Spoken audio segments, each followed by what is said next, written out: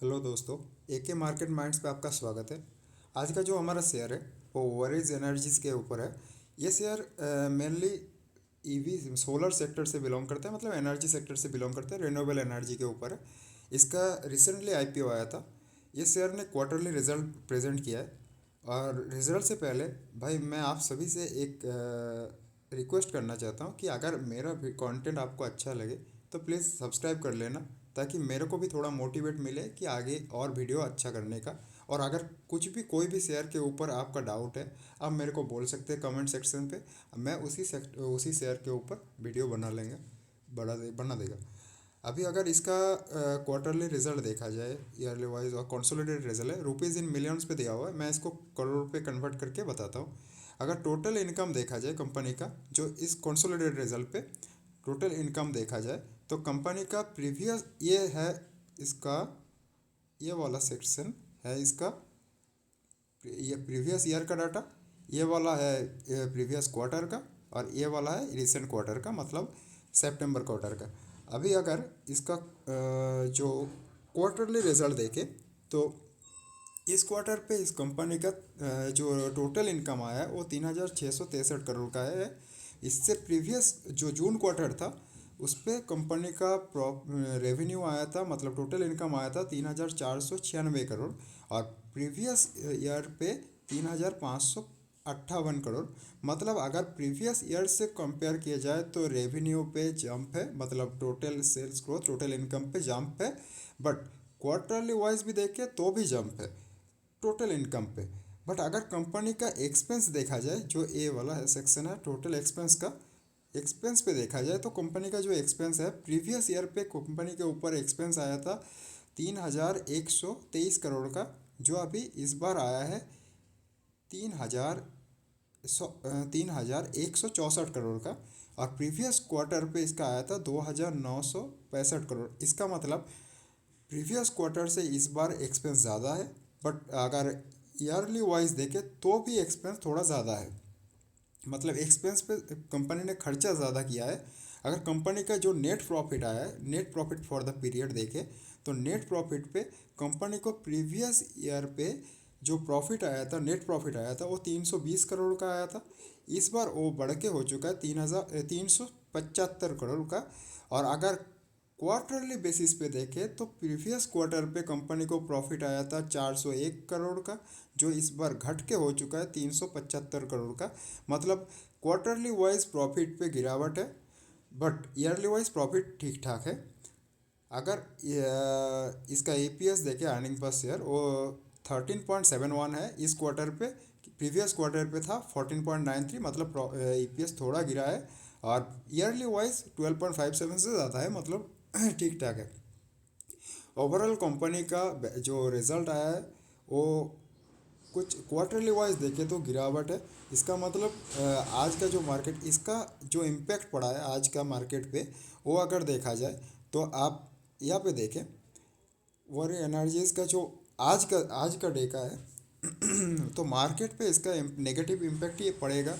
स्वाभाविक स्वाभाविक सी बात है, क्योंकि क्वार्टरली वाइज अगर इसका प्रॉफिट देखा जाए तो प्रॉफिट पे गिरावट आया था, इसीलिए मार्केट भी इसको नेगेटिव की तरह लिया, नेगेटिव पे लिया। सो अभी जब मार्केट ओपनिंग हुआ था तो 5.5% का गिरावट था, अभी थोड़ा गिरावट कम कम हुआ है। अभी ये 4 साढ़े 4%, 4.24% के गिरावट दिखा रहा है यहाँ पे।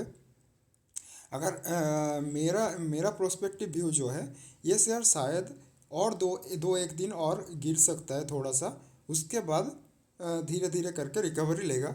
ये 2,900 और 2,850 ये लेवल पकड़ के रखो।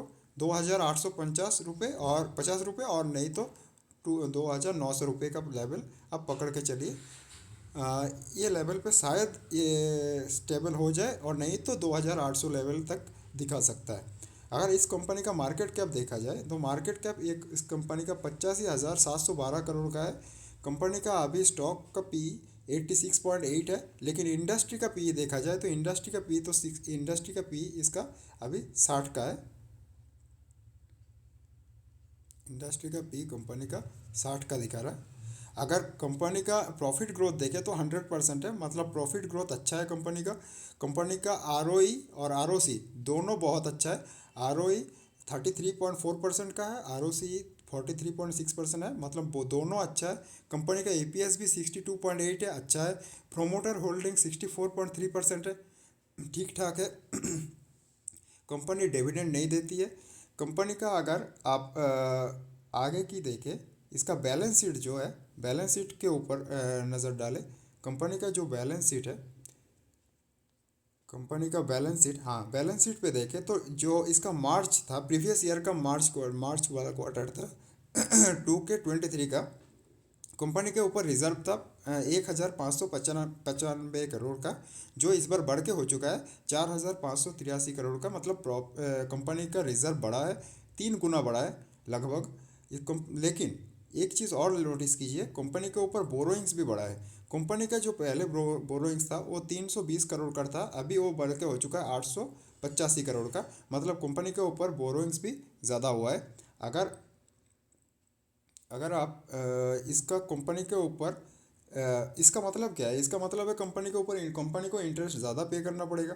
अगर कंपनी का जो टोटल एसेट है, अभी के हिसाब से टोटल एसेट की बात की जाए तो प्रीवियस ईयर पे 2K23 को मार्च क्वार्टर पे इसका जो एसेट था 7,406 करोड़ का था, वो इस पर बढ़ के हो चुका है 14,035 करोड़ का, मतलब डबल है। सो एसेट पे भी जंप है।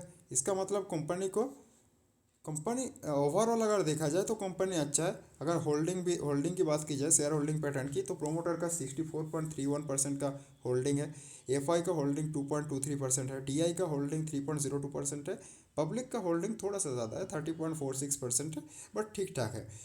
ओवरऑल देखा जाए तो कंपनी अच्छा है, रिन्यूएबल सेक्टर से बिलोंग करता है, जो फ्यूचर प्रोस्पेक्टिव से देखेगा उसके लिए ये स्टॉक अच्छा है। अगर आपको लगे कि अभी आप इन्वेस्ट कर सकते हैं तो आप इन्वेस्ट कर सकते हैं, शेयर अच्छा है, लेकिन इस क्वार्टर पे थोड़ा रिजल्ट पे गिरावट आने के कारण ये कंपनी थोड़ा सा और करेक्शन पे आ सकता है। Thank you.